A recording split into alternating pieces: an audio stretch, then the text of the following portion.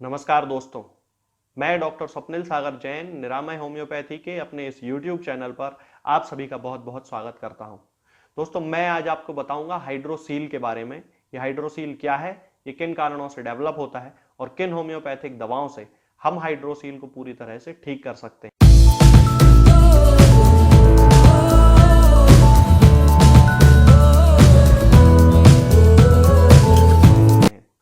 दोस्तों, पुरुषों के अंडकोश में यानी कि स्क्रोटम में जब कभी फ्लूइड इकट्ठा हो जाता है तब उस कंडीशन को हाइड्रोसील कहते हैं, या इसे हम दूसरी भाषा में कह सकते हैं कि टेस्टिस के चारों ओर की कवरिंग में जब कभी कोई फ्लूइड इकट्ठा हो जाता है तो उस कंडीशन को हाइड्रोसील कहते हैं। सामान्यतः ये नॉन डेंजरस कंडीशन होती है। इसके कारण केवल पेशेंट्स को कुछ जनरल डिस्कंफर्ट की फीलिंग ही होती है। ये किसी भी उम्र में हो सकता है और बच्चों में होने वाला यानी कि इन्फेंट्स में होने वाला जो हाइड्रोसील होता है वो जन्म के कुछ समय बाद अपने आप ठीक हो जाता है। अब हम बात करते हैं इसके कारणों के बारे में। तो इसके बहुत सारे कारण हो सकते हैं, जिनमें प्रमुख हैं कभी कोई पेशेंट को चोट लग जाना यानी कि इंजुरी के कारण भी हाइड्रोसील डेवलप हो सकता है, किसी इंफेक्शन के कारण हाइड्रोसील डेवलप हो सकता है, जब भी कभी एक्सेसिव फ्लूइड सीक्रेट होता है तो उसके कारण भी स्क्रोटम में एक्सेसिव डिपोजिशन हो जाने के कारण भी हाइड्रोसील डेवलप हो सकता है, और या फिर उस फ्लूइड के सही एब्जॉर्प्शन ना हो पाने के कारण भी हाइड्रोसील डेवलप हो सकता है। अब हम बात करते हैं इसके टाइप्स के बारे में। तो दोस्तों, हाइड्रोसील दो तरह का होता है, प्राइमरी हाइड्रोसील और सेकेंडरी हाइड्रोसील। प्राइमरी हाइड्रोसील जो होता है वो नॉन टेंडर होता है। इसकी स्वेलिंग जो होती है बहुत सॉफ्ट होती है, लेकिन साइज में ये थोड़ा बड़ा होता है। सेकेंडरी हाइड्रोसील जो होता है वो किसी इंफेक्शन, कैंसर, हर्निया या ऑर्काइटिस के कारण पेशेंट्स में डेवलप होता है। सामान्यतः ये साइज में थोड़ा छोटा होता है, लेकिन कभी कभी कुछ पेशेंट्स में इसके कारण बहुत ज्यादा दर्द देखने को मिलता है। दोस्तों, हाइड्रोसील को बिना सर्जरी के पूरी तरह से ठीक किया जा सकता है। इसके लिए जो जरूरी दवाइयां हैं वो मैं आपको बता देता हूं। होम्योपैथी बहुत अच्छे तरीके से हाइड्रोसील को पूरी तरह से ठीक कर सकती है। तो इसमें सबसे पहली मेडिसिन आती है दोस्तों रोडोडेंड्रॉन। रोडोडेंड्रॉन को होम्योपैथी में हाइड्रोसील के लिए लगभग लगभग एक स्पेसिफिक मेडिसिन माना जाता है। हमें इसकी 30 पोटेंसी यूज करना है और उसकी 2-2 बूंद दिन में 3 बार 1 चम्मच पानी में मिलाकर पेशेंट्स को देना है। रोडोडेंड्रॉन के जो पेशेंट्स होते हैं उनमें जनरली लेफ्ट साइडेड हाइड्रोसील देखा जाता है, यानी कि उनका जो लेफ्ट स्क्रोटम होता है उसमें एक्सेसिव फ्लूइड का डिपोजिशन या एक्यूमुलेशन हो जाता है। और रोडोडेंड्रॉन के जो पेशेंट होते हैं उनमें दर्द स्क्रोटम से लेकर थाई तक यानी कि दर्द नीचे की तरफ जाता है। तब उस कंडीशन में हमें उन पेशेंट्स को रोडोडेंड्रॉन देनी चाहिए। इसके बाद अगली मेडिसिन आती है दोस्तों साइलीशिया।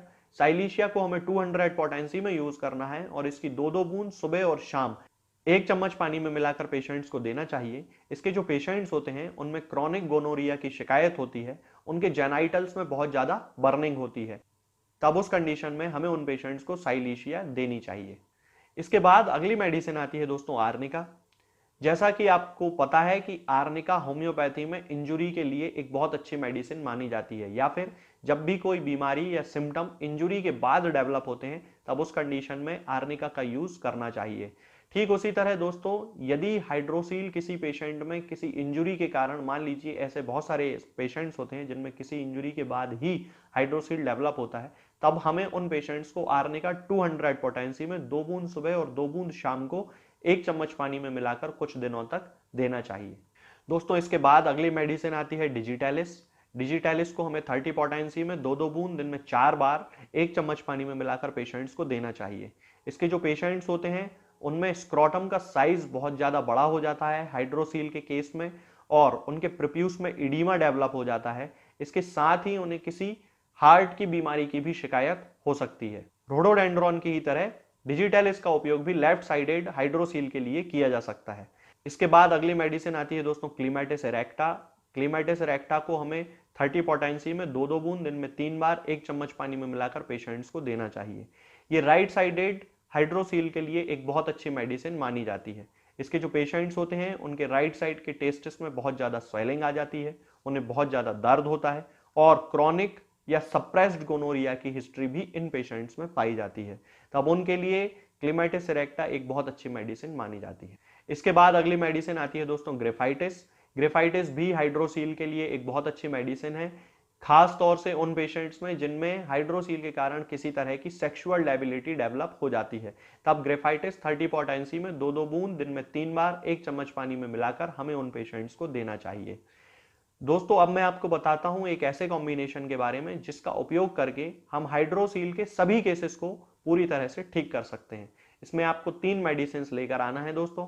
सबसे पहले रोडोडेंड्रॉन 30 पोटेंसी में, इसकी 2-2 बूंद दिन में 3 बार 1 चम्मच पानी में मिलाकर पेशेंट्स को देना है। इसके बाद क्लीमेटिस इरेक्टा, ये भी 30 पोटेंसी में और इसकी भी 2-2 बूंद दिन में 3 बार 1 चम्मच पानी में मिलाकर पेशेंट्स को देना है। इसके बाद एक मदर टिंचर आता है दोस्तों, हालांकि ये रेयर मदर टिंचर है, लेकिन ये आपको किसी भी होम्योपैथिक मेडिकल स्टोर पर मिल जाएगा और ये मदर टिंचर है एम्पेलोप्सिस मदर टिंचर।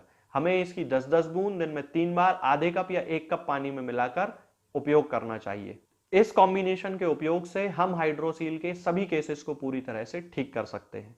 तो दोस्तों आज हमने जाना कि हाइड्रोसील क्या है, ये किन कारणों से डेवलप होता है, और मैंने आपको बताया एक ऐसा कॉम्बिनेशन जिसका उपयोग करके हम हाइड्रोसील को पूरी तरह से ठीक कर सकते हैं।